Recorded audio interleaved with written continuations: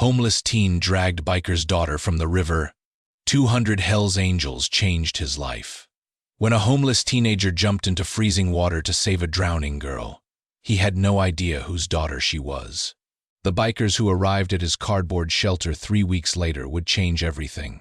17-year-old Dylan Mercer lived under the highway overpass where Route 9 crossed the Coldwater River. His home consisted of a blue tarp stretched between concrete pillars, a sleeping bag with more holes than fabric, and a cardboard box that held everything he owned. The autumn wind cut through the underpass like a blade, carrying the smell of exhaust and rain-soaked earth. Dylan had been on the streets for 8 months, ever since his foster family moved 2 states away and left him behind. At 17, he was too old for most shelters to care, and too young for the system to take seriously. He survived by collecting cans, washing windows at gas stations, and accepting the occasional meal from the Korean church downtown. Every morning, Dylan walked the 2 miles to Henderson High School, where he still attended classes. He kept a change of clothes in his locker and washed up in the boys' bathroom before first period. Most students didn't know he was homeless, and he worked hard to keep it that way. The teachers who noticed the dark circles under his eyes, or the way he devoured his free lunch, never asked questions. Dylan maintained a 3.8 GPA and helped tutor younger students in the library after school. He had learned long ago that kindness cost nothing, even when you had nothing. On the 3rd Saturday in October, Dylan sat on the riverbank near the old mill bridge, studying for his chemistry test. The late afternoon sun cast long shadows across the water, and the air smelled like dying leaves. A cool breeze ruffled the pages of his borrowed textbook. He heard the laughter first, high-pitched and carefree, cutting through the quiet afternoon. 3 teenage girls stood on the mill bridge 50 yards upstream, taking selfies and leaning over the rusted railing. Dylan watched them for a moment, then returned to his studies. The stream that followed made his blood freeze. Dylan looked up to see one of the girls tumbling over the bridge railing, her arms windmilling in empty air. She hit the water with a sickening splash. The current was stronger than it looked, swollen from recent rains. The girl's head broke the surface once, her mouth open in terror, before the river pulled her under. Her friends stood frozen on the bridge, their screams echoing off the water. Dylan dropped his textbook and ran. He kicked off his worn sneakers and dove into the river without hesitation.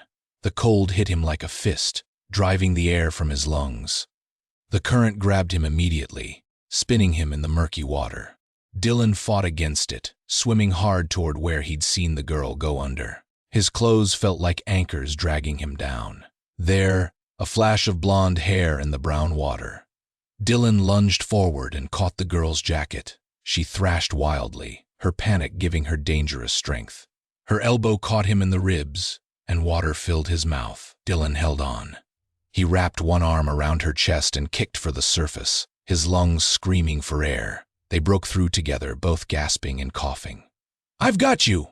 Dylan shouted over the rush of water. "Stop fighting me!" The girl's eyes were wide with terror, but she went still in his grip. Dylan kicked toward the bank, fighting the current with every ounce of strength he possessed.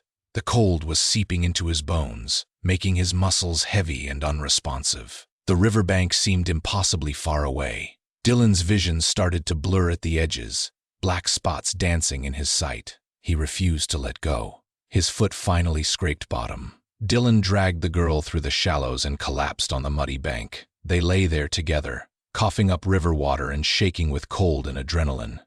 "Are you hurt?" Dylan managed between gasps. The girl shook her head, her blonde hair plastered to her face.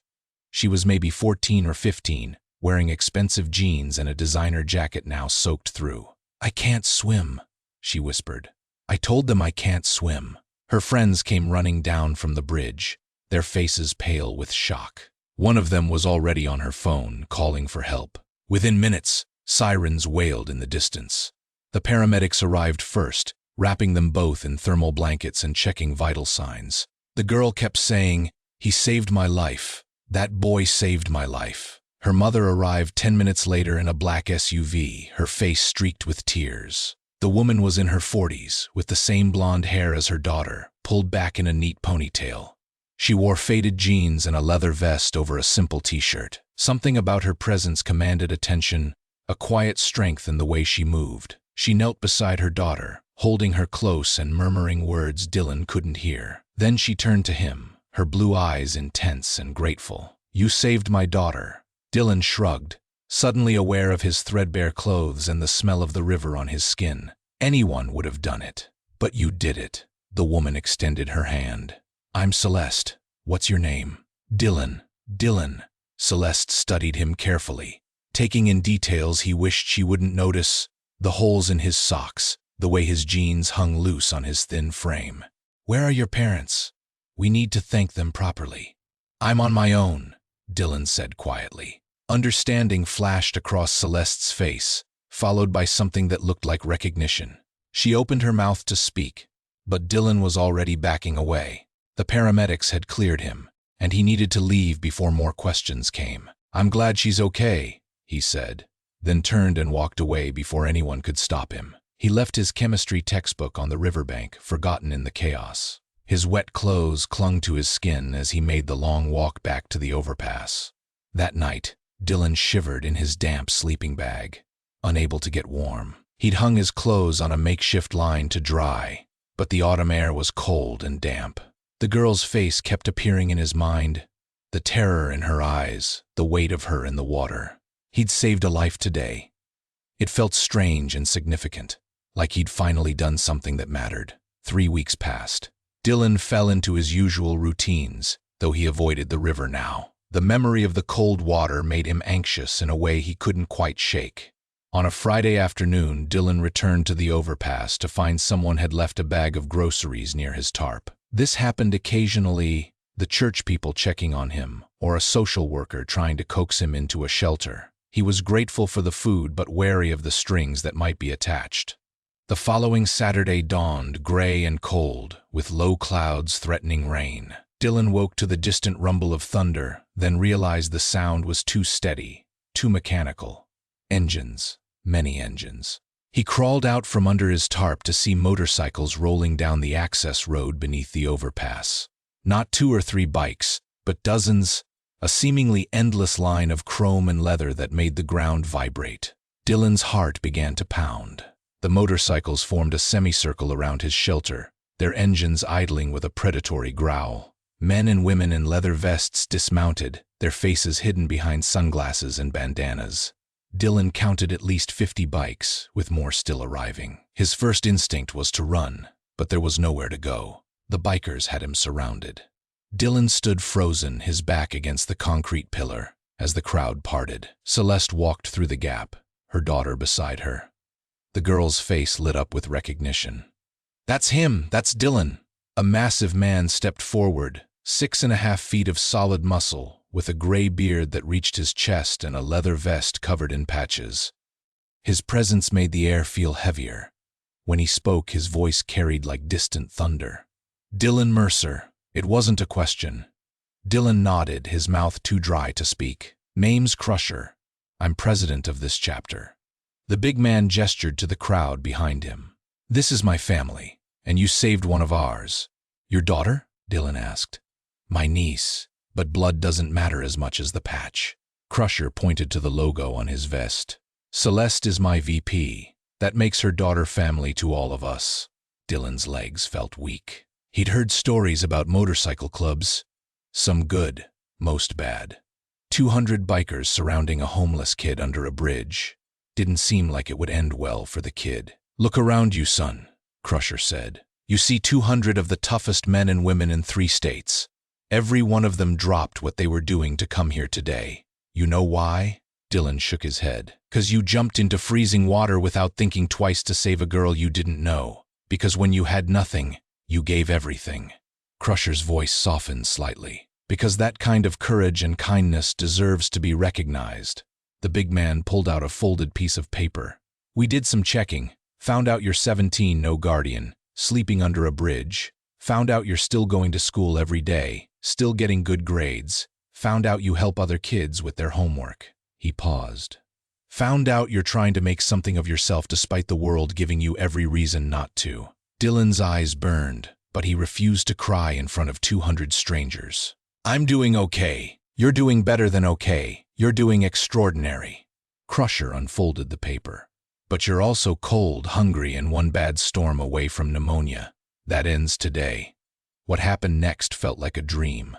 Bikers began unloading trucks that had arrived behind the motorcycles. Trucks Dylan hadn't even noticed in his shock. They carried furniture, boxes of clothes, bags of groceries, and equipment Dylan couldn't identify. A woman with silver hair and kind eyes introduced herself as Nightingale. She'd been a social worker before she retired, she explained, and she'd pulled some strings. There was an apartment, a real apartment, in a building owned by a club member who'd agreed to waive rent until Dylan turned 18 and could sign his own lease. After that, you'll pay what you can afford while you're in school, Nightingale said. No charity, just a fair deal.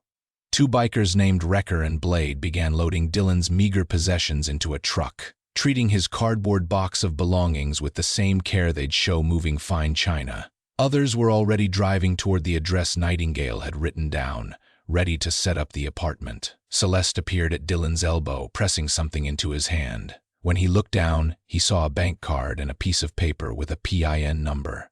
There's $5,000 in that account, she said quietly. For emergencies, for food, for whatever you need. I can't, Dylan started. Yes, you can, because you saved my daughter's life. Celeste's voice was firm. Because you're 17 years old and trying to survive alone, and that's not right. Because we take care of our own, and as of today, you're under our protection. A younger biker named Stitch stepped forward, grinning. He was maybe 25, with tattoos covering both arms and a friendly face. I work construction, he said. We can use a weekend worker if you're interested. Pays $15 an hour, and the schedule works around school. Another biker, older with graying temples, introduced himself as Doc. I'm a lawyer, he said, which surprised Dylan. I've been looking into your situation. Your old foster family had no legal right to abandon you. I can file a lawsuit if you want. Get you the support payments you're owed. I don't want their money, Dylan said. Doc nodded approvingly. Fair enough, but I can also help you apply for emancipation, set up a legal guardianship situation if needed, and make sure you've got all your documents in order for college applications. The scope of what was happening began to sink in. These people, these strangers who looked dangerous and lived outside society's normal boundaries, were rebuilding his entire life. Dylan's chest felt tight and his vision blurred. Crusher placed a heavy hand on his shoulder. You're overwhelmed. That's okay. Take your time processing this. He gestured to the organized chaos around them. But understand something, this isn't pity. This is respect. You showed courage and character when it mattered. That earns recognition in our world. By late afternoon, the transformation was complete. Dylan stood in a small studio apartment on the third floor of a renovated building downtown. It wasn't fancy, but it had a bed with a real mattress, a small kitchen, a bathroom with hot water, and windows that looked out over the street. The furniture was second-hand but solid. The fridge was stocked with food. The closet held new clothes in his size. A knock on the door revealed Celeste's daughter, still looking sheepish. I never properly thanked you, she said. I'm Riley, by the way. Dylan. I know, Riley smiled. My mom told me you left your textbook at the river. I got you a new one. She held out a chemistry textbook still wrapped in plastic, and I talked to my teacher. She's really good at science, and she said she'd be happy to tutor you if you ever need help. Dylan took the book, his throat too tight to speak. Riley seemed to understand. She gave him a quick hug and left before he could find words. As the sun set, Dylan sat on his new bed, still not quite believing any of this was real. A piece of paper on the small table caught his eye, a schedule of phone numbers. Crusher's number was at the top, labeled Emergency, Anytime. Below were numbers for Nightingale, Doc, Stitch, and at least 20 others. At the bottom, Celeste had written a note in neat handwriting. You gave me back my daughter. We give you back your future. That's how family works. The next morning, Dylan woke up warm for the first time in months. Sunlight streamed through his window, and he could hear the sounds of the city waking up below. He got up, showered in his own bathroom with his own soap, and dressed in clothes that actually fit. When he arrived at Henderson High on Monday, several teachers did double takes. Dylan looked different, rested, clean with the haunted edge gone from his eyes. At lunch, he sat in the cafeteria and actually tasted his food instead of wolfing it down like it might disappear. Riley found him after school. "Mom wanted me to give you this," she said, handing him a smartphone. "It's on our family plan. She said you need a reliable way to call if you need anything." Dylan stared at the phone in his hand. He'd never owned one before. "This is too much." "No, it's not enough, but it's a start." Riley squeezed his arm. "We're really glad you're okay, Dylan." The following weekend, Dylan showed up for his first day working construction with Stitch. The work was hard, hauling materials, cleaning work sites, learning to measure and cut, but the other crew members treated him with easy respect. At the end of the day, Stitch pressed $200 into his hand. "You earned it," he said. "Same time next Saturday? I'll be here."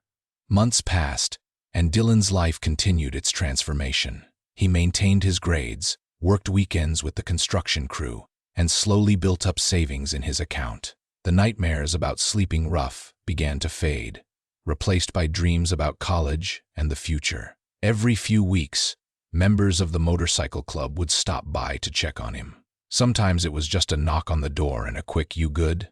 Other times, they'd take him to breakfast or invite him to help with a charity event the club was organizing. They were teaching him, Dylan realized, how to be part of a community again, how to trust, how to accept help without shame. When Christmas came, the club threw a massive party at their clubhouse, a converted warehouse on the edge of town. Dylan walked in to find the place decorated with lights and filled with the smell of barbecue. Families were everywhere, kids running between the bikes parked inside, couples dancing to classic rock. Crusher waved him over to a table where the senior members sat. "Wanted to talk to you about something," the big man said. "You graduate in June, right?" "Yes, sir." "Don't sir me. Makes me feel old." Crusher grinned. "We've been talking, and we want to help with college. Not pay for it. You'll do that yourself with scholarships and work study, because you're smart enough. But we'll cover housing, food, transportation. Make sure you can focus on your education." Dylan opened his mouth, then closed it again. The magnitude of the offer left him speechless.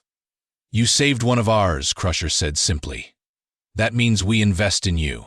That's how this works." He stood and raised his beer. To Dylan, who jumped when others froze, who chose kindness when he had every reason to be bitter, the entire room raised their drinks. To Dylan, later that night, sitting in his apartment with a full stomach and a heart almost too full to bear, Dylan finally let himself cry. Not tears of despair or fear, but of gratitude and relief. He thought about the boy who'd lived under a bridge 8 months ago, certain the world had forgotten him. That boy could never have imagined this, surrounded by people who cared, with a future stretching bright before him. Dylan pulled out the chemistry textbook Riley had given him and opened to a random page. On the inside cover, she'd written something he'd never noticed. "You jumped in when it mattered. Now we're jumping in for you. The family." The words blurred in his vision, but Dylan smiled through his tears. He'd spent so long alone, convinced that kindness was a luxury he couldn't afford. These unlikely angels in leather and denim had taught him the truth.